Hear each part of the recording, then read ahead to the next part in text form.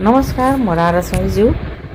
2083 साल र आज परेको बिस्केट जात्राको नेपालदेखि लिएर विदेशमा रहनुभएका सम्पूर्ण भाइ बहिनी र सम्पूर्ण परिवारलाई शुभकामना। र आज बिस्केट जात्रामा जुन यो रोटी बनाइरहेको छु मैले, कोले कसरी पूजा गर्नुहुन्छ र कसरी गर्ने भन्ने कुरा म देखाउँदैछु, हेर्दै जानु होला अन्तिमसम्म। र यो चामलको पिठोलाई चाहिँ चिसो पानीले मुस्नु होला, उम्लेको पानीले कहिले पनि नमुस्नु भगवानलाई चढाउनलाई।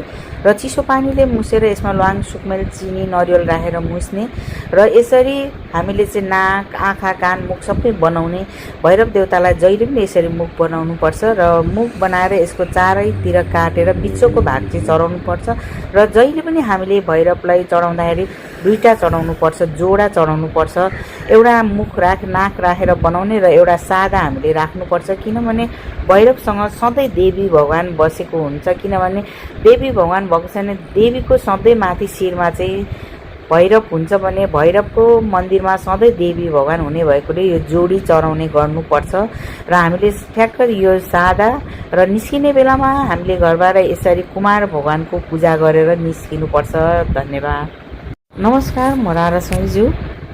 2083 साल र आज परेको बिस्केट जात्राको नेपालदेखि लिएर विदेशमा रहनुभएका सम्पूर्ण भाइ बहिनी र सम्पूर्ण परिवारलाई शुभकामना।